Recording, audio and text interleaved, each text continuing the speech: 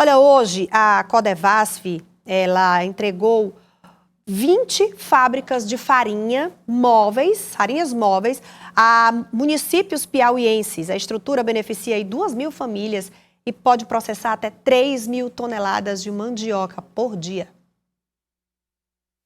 A família da Lucicleia produz farinha de mandioca há 3 gerações, na cidade de Queimada Nova, na região sudeste do Piauí. A agricultora familiar e mais 48 famílias do município serão beneficiadas com a nova fábrica de farinha móvel, entregue pela Codevasf na manhã desta segunda. Uma diferença muito grande para essa fábrica de farinha que a gente estamos recebendo hoje, porque a mão de obra, além de ser pesada, ocupava muito pessoas, a gente tinha que pagar, então é muito caro a diária. E a gente vendo essa fábrica hoje, é bem mais prático, tanto na nossa mão de obra, como também na questão da produção. Com tecnologia simples, rebocável e eficaz, a unidade de produção tem capacidade de processar até 3 toneladas por dia de derivados da mandioca. A máquina ela faz todo o processo de produção da farinha de mandioca. Ali ela descasca, faz o processo de moagem, a torra e ela chega assim, ao final do processo de produção, já pronta para o consumo humano. Um agricultor me contou que muitas casas de farinha querem de meia. O que é de meia? Você leva a sua produção, depois que processa a farinha, o dono da casa fica com a metade da produção. Então, quando a gente entrega uma casa dessa e ele é dono e ele vai utilizar essa tecnologia, a casa de farinha é móvel, vai fazer na porta do mandiocultor, já tirou o frete para processar essa farinha e de lá ele já leva para o mercado para vender. Com investimentos que ultrapassam 3 milhões de reais, as fábricas irão contemplar 2.000 famílias que sobrevivem da mandiocultura no estado do Piauí. Que é importantíssimo para o homem do campo. Gera emprego, gera renda, facilita o trabalho, porque antigamente o homem do campo que fazia farinhada tem que levar o material até a casa de farinha. Muitas vezes a casa de farinha cobra uma taxa, tem que pagar o caminhão. E agora não. A gente entrega essa casa de farinha móvel, que é importantíssima essa ação, baixa os custos dele, melhora o preço de venda, ele bota na rede social, ganha seu dinheiro, gera renda, gera emprego. Bom, já estou recebendo aqui no estúdio Lívia Pessoa para a gente comentar sobre vários assuntos de política. Lívia, boa noite para você. Boa noite, Aline, a você e quem está em casa conosco. Novamente, né? Já que você já saiu ali da sua missão ao vivo, agora missão estúdio, missão avaliações, porque nessa entrega dessa fábrica móvel, né, de farinha, muitos políticos estavam ali, inclusive o governador Rafael Fonteles esteve lá também, e assuntos voltados à economia, principalmente a economia global, que tem sido o foco das atenções por causa das taxações de Donald Trump, também estão em debate pulsante, porque atinge também os interesses do Piauí, do Brasil e do mundo, claro, no Piauí também. Governador Rafael Fonteles sempre se posicionando. Isso, Aline, até porque é a área do governador, mas a parte disso, o Piauí ele é um grande produtor de muitas commodities, dentre elas o mel. Então, existe essa dificuldade em compreender como que vai ser realizado um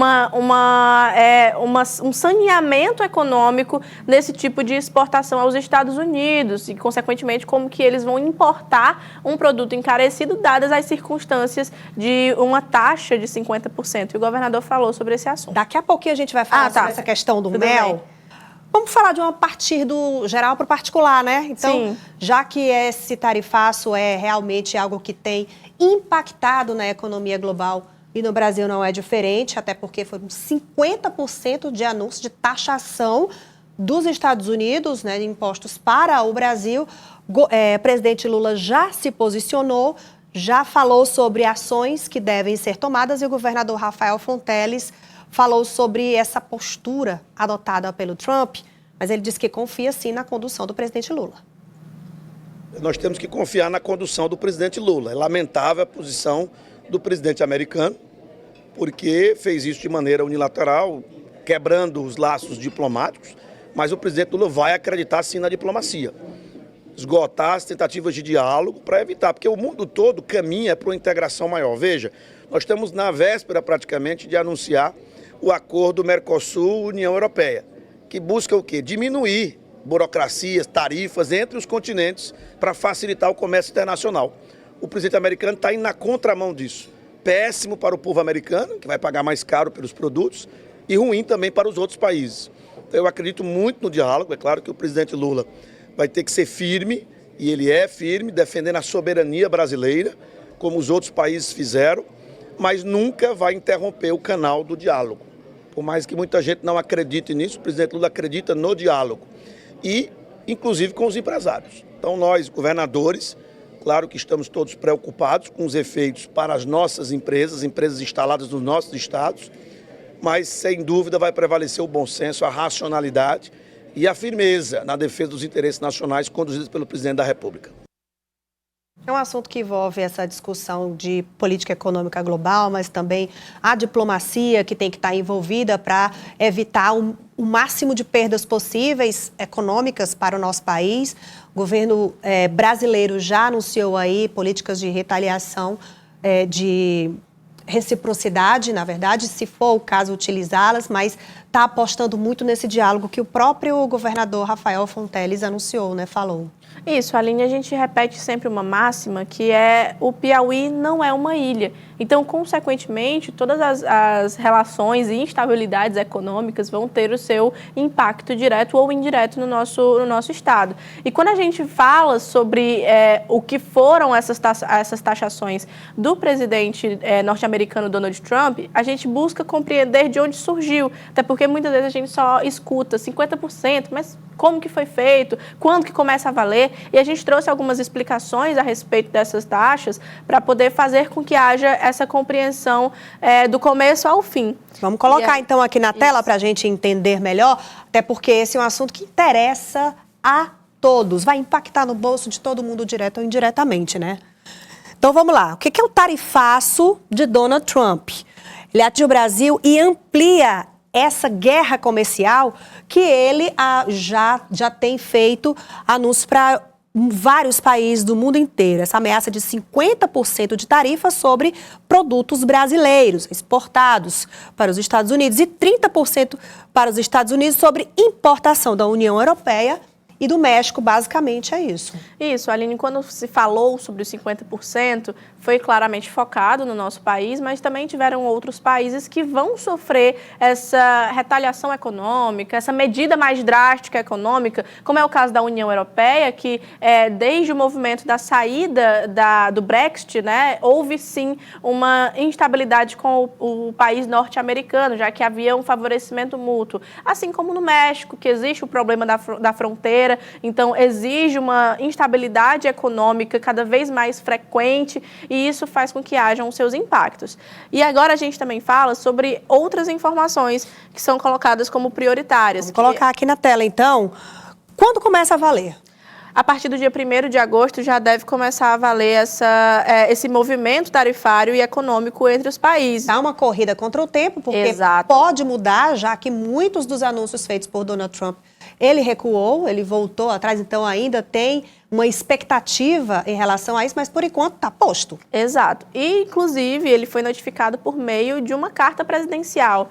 Então, existe essa compreensão, inclusive aceita e falada abertamente por aliados do trumpismo aqui no Brasil, ou até da extrema-direita, da centro-direita, de que foi um movimento muito mais político do que monetário, do que econômico, do que fiscal. É uma medida de mostrar uma soberania entre países que são relacionados a essas importações e exportações com os Estados Unidos, mas, mais uma vez, se coloca numa posição de agressividade e instabilidade diplomática. E, por fim, a tarifa pode elevar esses preços de itens como café, no caso do Brasil, suco de laranja e carne bovina, quando eles chegam lá nos Estados Unidos. O governo admite que há esse impacto limitado em relação a movimentações no setor de aeroespacialidade e máquinas de energia, que é justamente dessa bioeconomia que nós falamos tanto. E resiste em relação a essa retaliação diplomática e comercial, Lula não descarta uma resposta recíproca. E o que a gente pode entender sobre isso? Vou tentar explicar da melhor forma. Existe, sabe, uma queda de braço? Quando a gente imagina duas potências colocando ali os braços para tentar fazer quem ganha naquela mesa. No entanto, o Brasil, por mais que ele seja o maior em território e também potência econômica da América Latina e um dos maiores da América como um todo, os Estados Unidos possuem a sua potência muito mais estabelecida, inclusive em termos históricos. No entanto, prejudica os dois lados. É uma queda de braço que não tem vencedores. Existem aqueles que vão ser mais prejudicados, e infelizmente o Brasil é um deles, porque nós dependemos muito mais dos Estados Unidos do que ele depende da gente. Então, é claro que se você for buscar saídas, qual seria o mais coerente? Paridade fiscal, paridade tarifária, ou seja, deu 50% na importação dos produtos brasileiros, o Brasil responde, fazendo com que a importação dos produtos norte-americanos também possuam essa tarifa elevada, equiparada. No entanto, nós não podemos fazer isso de uma forma tão agressiva, porque o Brasil ele precisa dos produtos que vêm da ponta dos Estados Unidos. São produtos industrializados e a nossa indústria, infelizmente, não possui um teor tecnológico e até realmente de capacitação de muitas pessoas comparadas aos Estados Unidos. Então, existe essa dificuldade. O que é a mensagem final?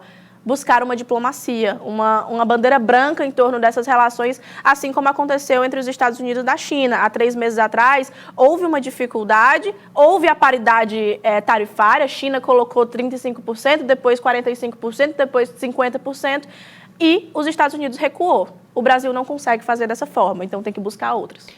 E como você falou há pouco, citou no caso do Piauí, que o mel teve aí já os primeiros impactos desse aumento de tarifas imposto aí pelos Estados Unidos sobre os produtos brasileiros, já começou a impactar diretamente a economia do Piauí, medida que pegou de surpresa produtores do mel, uma das principais produções, cadeias, que tem no mercado norte-americano seu principal destino, quase comprometeu uma carga inteira que já estava pronta para exportação. A produção de mel é a atividade que forma ampla cadeia produtiva no Piauí. O estado disputa a liderança nacional de produção com o Paraná e Santa Catarina. 85% da safra estadual tem como destino o mercado norte-americano. E a tarifa de 50%, anunciada pelo presidente Donald Trump para produtos brasileiros, inviabiliza as exportações. Para o governador do Piauí, que preside o Fórum de Governadores da região Nordeste, a medida é péssima para os Estados Unidos e muito ruim para o Brasil. Então nós, governadores, claro que estamos todos preocupados com os efeitos para as nossas empresas instaladas nos nossos estados, mas sem dúvida vai prevalecer o bom senso, a racionalidade e a firmeza na defesa dos interesses nacionais conduzidos pelo presidente da República. Este economista avalia o impacto do tarifaço de Trump no mercado internacional de mel. No primeiro momento, o mercado americano vai deixar de comprar, já que terá esse preço maior. A questão da própria competição quanto a outros países que produzem mel, já que é um produto que depende, né, das condições climáticas também, da abelha. Então, existem diversos outros países que produzem mel também, que estão à frente do Brasil, mas até que ponto esse preço, essa competição a nível internacional, esse mel vai ser direcionado para outros países? Maior exportador de mel do Piauí para os Estados Unidos, o empresário Samuel Araújo analisa o cenário, considerando 2 pontos: a queda na produção pelo efeito do clima e, agora, a tarifa de 50% a partir do dia 1º de agosto. Isso cria um impacto imediato, que é o cancelamento dos embargos, né, prejudicando uma cadeia produtiva altamente inclusiva, que é da agricultura familiar. E aí a gente deixa espaço para concorrentes mundiais que não têm a mesma tarifa. Uma das maiores produtoras de mel do estado, a Casa Apis, foi diretamente afetada. Em 2025, a empresa já comercializou 1.000 toneladas e previa dobrar esse número até o fim do ano. Cerca de 95 toneladas de mel que estavam prestes a sair do porto de Pecém, no Ceará, corriam o risco de ficar comprometidas com a nova tarifa. Os produtores apelaram diretamente aos clientes norte-americanos. O esforço deu resultado e na noite do último domingo, os containers foram liberados. Os importadores americanos, nossos parceiros, assumiram a responsabilidade e autorizaram o embarque. Agora, pedindo que a gente segurasse os novos embarques até o dia 1º, que é quando está prevista a decisão final. E aí a diplomacia que vai entrar em ação. Se a tarifa permanecer como está, vai ter mudanças. E alguém vai pagar essa conta, né? E é todo o país. Bom, vamos falar das pautas de cunho nacional, vamos falar sobre Brasília. Na verdade, o Congresso Nacional já está em clima de limpar as pautas por conta do recesso que está se aproximando, né, Lívia? O famoso esforço concentrado, Aline, em que os parlamentares colocam em discussão aqueles temas que já estão sendo protelados ou que precisam dessa celeridade antes do final do ano. Mas, claro, sempre fica alguma coisa para a próxima... Já a gente... Lívia, a gente está só com um ajuste no microfone, vamos já voltar para fazer isso. Enquanto isso, pessoal, o senador Marcelo Castro, ele fez um balanço do semestre e falou também sobre a votação para o aumento da isenção do imposto de renda. Vamos ouvir. Isso é uma das medidas mais importantes, mais justas que o presidente Lula já tomou no seu terceiro governo. Que ele é uma promessa de campanha e que ele está cumprindo, que é a isenção do imposto de renda para quem ganha até R$5.000. Esse dinheiro que vai deixar de ser arrecadado vai prejudicar o equilíbrio fiscal, as receitas do país? Não, porque vai cobrar esse dinheiro que vai ser tirado dos pobres, que os pobres vão deixar de pagar, vai ser cobrado dos ricos, daqueles que ganham mais de R$1 milhão. Então é uma medida justa que o presidente Lula fez e que todos nós vamos votar com o maior prazer do mundo, porque vamos melhorar a vida das pessoas. É isso, a gente vai encerrando aqui a participação da Lívia Pessoa. Lívia, não vão te calar. Não. Não se preocupe. Muito obrigada. Obrigada, Aline, a você quem está em casa. Para finalizar a minha informação, o recesso vai ser do dia 18 a 31 de julho. Tem o intuito de fazer com que as votações aconteçam antes. Até lá. Até amanhã, então. Obrigada mais uma vez.